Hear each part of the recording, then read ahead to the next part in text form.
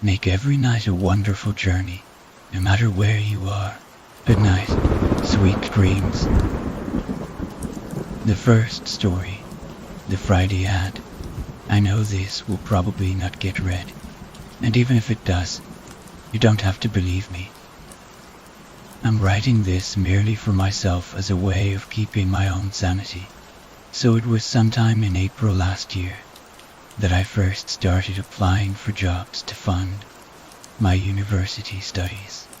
I would lie awake in my dark dorm room at night going through ad after ad, applying to the ones that interested me, although I was majoring in engineering at George Mason University.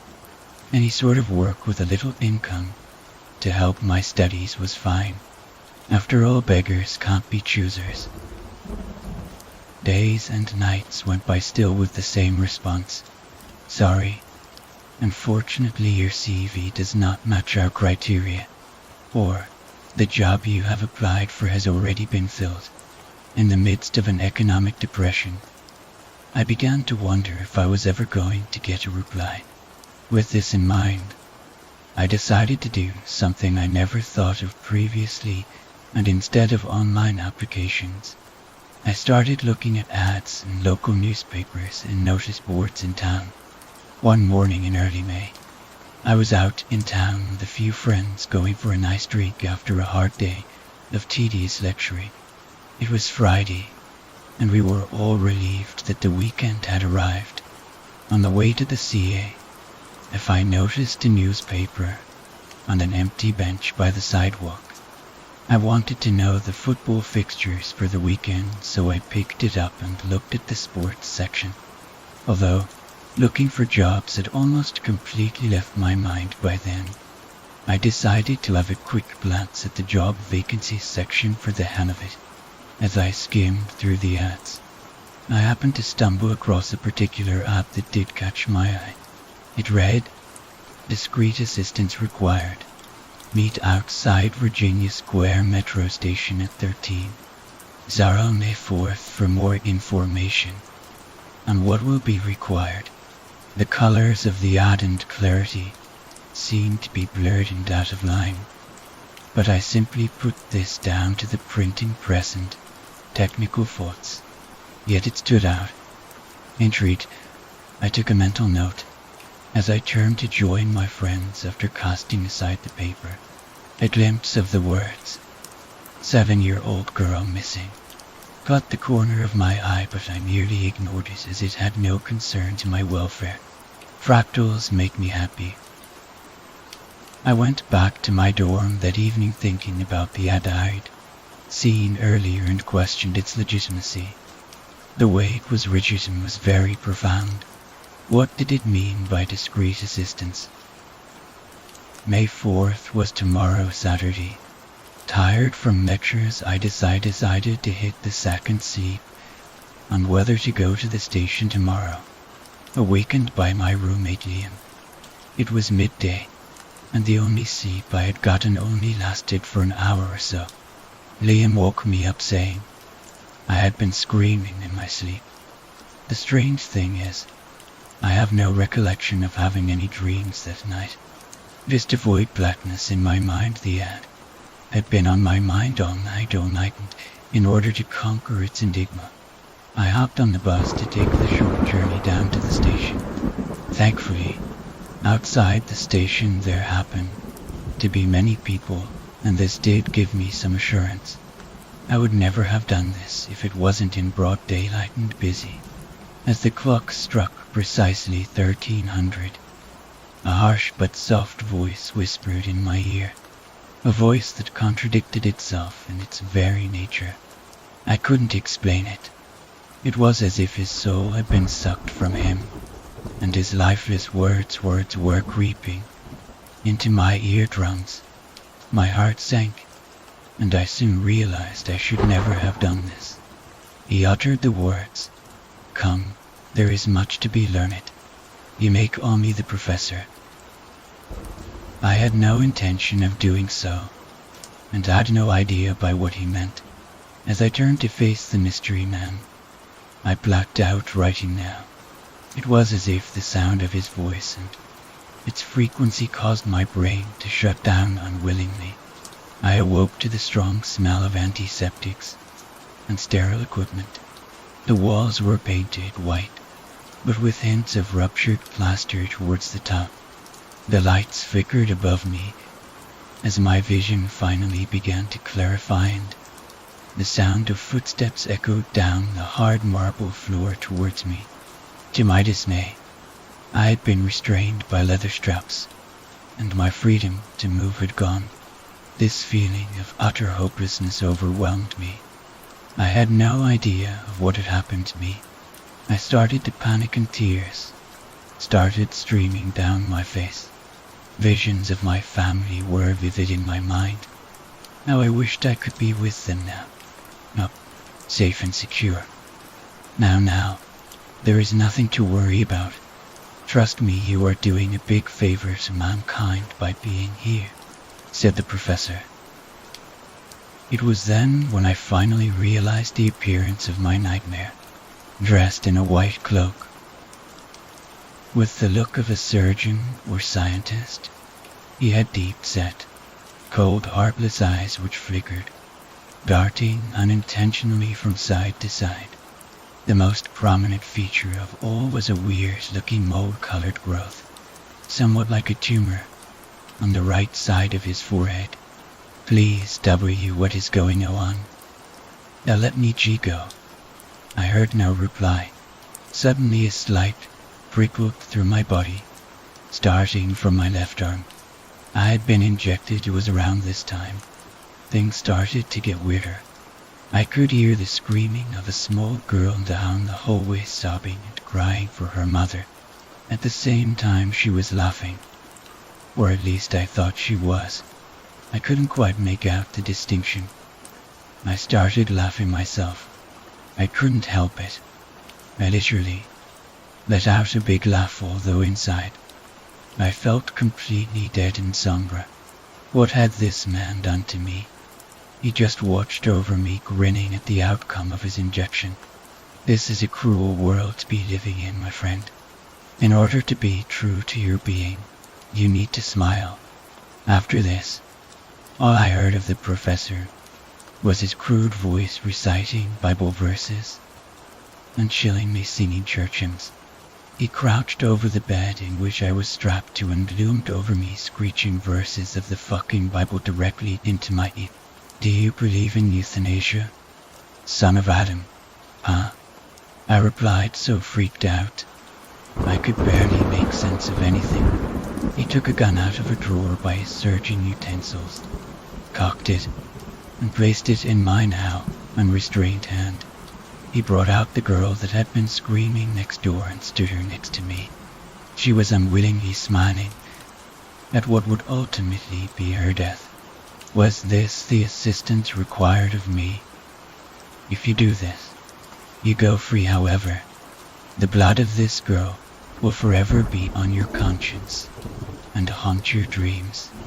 Her ghost will wander around your dorms forever, lifeless but still smiling. If you, however, choose not to participate, I will shoot her and you will be forced to eat the remains of her body. After this you will go free, he sang. I realized this must be the 7-year-old girl whose story was written on the abandoned newspaper yesterday afternoon.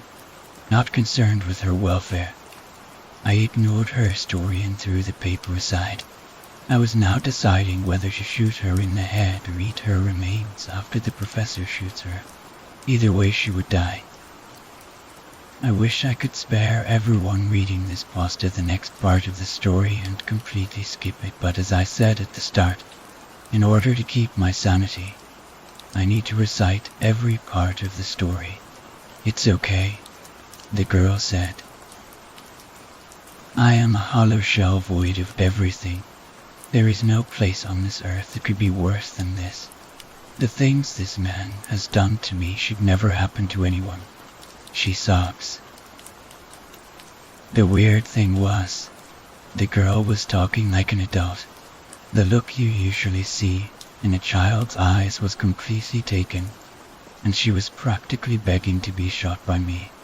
I would be lying if I had said I had not thought about killing the professor, but for some strange reason, I couldn't bring myself to do it. It was as if he had planted a subliminal message in my mind and had control over all my emotions. In hysterics and still confused by the whole situation, I began aiming the gun sight at the child.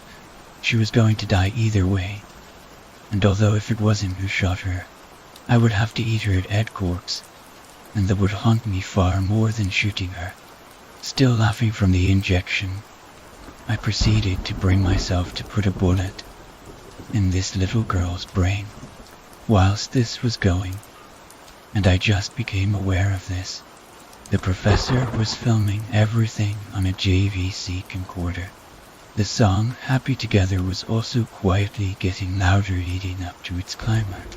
I was almost deafened. I shot her still smiling. Written by Stephen Leatherborough. Special thanks to Liam Oakley. The second story. A painter from Queens.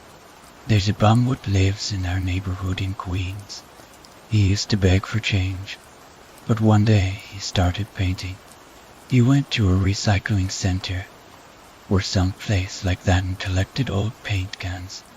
Most of them still had a little paint left in them. God knows where he got the brush.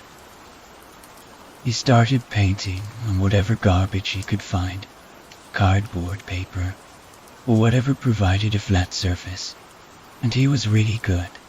To it was weird he did landscapes, paintings of the places in the neighborhood, dogs, and some cool looking fantasy stuff. This guy was the damn Michelangelo of bum. She'd sell them for 50 cents or a buck. Then he'd use the money to buy some booze and drink himself into a coma. You know, a typical artist. Then he started offering to do portraits. No one liked them. I don't know why. I talked to a neighbor about it, who didn't really seem comfortable talking about it at all. She'd had one done by him and said it disgusted her, and didn't look a thing like her. I asked to see it. It was beautiful, and amazingly lifelike. When I told her as much, she responded by slapping me pretty hard and telling me to get the fuck out of her house. She stopped talking to me after that. Nevertheless, I was so impressed that I asked him to do one of me. He said it would be $2 when I paid him in advance. He told me it would be done the next day. I passed by his usual spot the next day, anxious to see it, but he wasn't there. I was pissed for a moment. I thought he had ripped me off, until I noticed something. Down by the side of the building was my portrait, covered, with my name and a note on it. The note simply said, "Good luck." I uncovered the painting and was horrified. I looked distorted and misshapen, sickly twisted in ways that made my eyes hurt. I was clearly dying in the portrait, if not already dead. Bugs and crows were feeding on me. I hadn't noticed one of the other neighbors behind me until he said, "Hey, that looks good. I ought to get one done, too," he said as he was passing, and continued to walk on, but not before I got a glimpse of him. He was twisted and misshapen. He walked with a distorted gait. Crows and bugs trailed him, feeding on him. I looked around everyone, and everything looked away. I did in the painting now. Everything I see makes my eyes water. Everything is horrible and ugly. Everyone tells me how beautiful my portrait is, and no matter what I do, I can't convince them that they shouldn't get one themselves. The third story, Love Note. On a cold, rainy day in January, in the seaside town of Newport, Oregon, a man and his wife sat by the fireplace. A typical January day here in Oregon, rainy and cold, although they were used to it by now. They always felt alone during these types of light rainstorms. The couple, old and wrinkled, yellowed with age like the papers of their tattered books, eyes grown and gone, only found comfort in their fireplace. The family dog, Rufus, sat by the fire as the soft crackling of jarring wood and red-hot embers lit the small, two-bedroom one-bath, little alcove for years, and years they had listened to their children run through the house. Small footprints covering the smooth wood flooring they had invested so much in. But now that time was over, both knowing that their time on this earth was almost over, and knowing that it was time for them to give what they had taken back before their ragged book of a life came to its last page, the aged couple decided to go on a little trip, just one last time, to the place they met, the beach, in the car.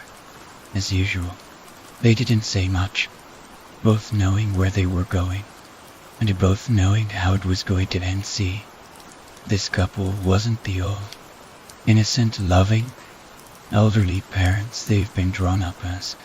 They have both kept a deep, dark secret for many years, one that had torn away at their combined soul, and they knew that it was time to give back what they had stolen. The soft rain tapped on the roof of their 57 station wagon, the car that had carried them through many family trips, rides to the grocery store, picking up kids from school. But that time was over now, and they both felt in their very soul that it was time to give it back.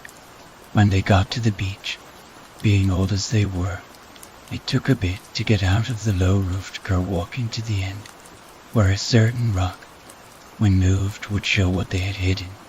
The man moved a small stone, about half a foot long, and revealed what they had stolen, an aged, deteriorated bag that contained a small human heart in preservative liquids. Eyeing the disgusting souvenir, he handed it to his wife, both sighing. They drew the circle in the soft grains of grace, and, opening the jar, they removed the heart and placed it in the center of the circle. The circle lit up with a horrifying fire, and a small figure emerged. The figure started talking in tongues, and finally said something in English. "You have stolen the life of a child, and now it is time to give it back in blood. You will burn for eternity."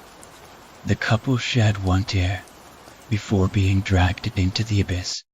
To this day, nobody knows just why and how the couple killed the child, nor who took them.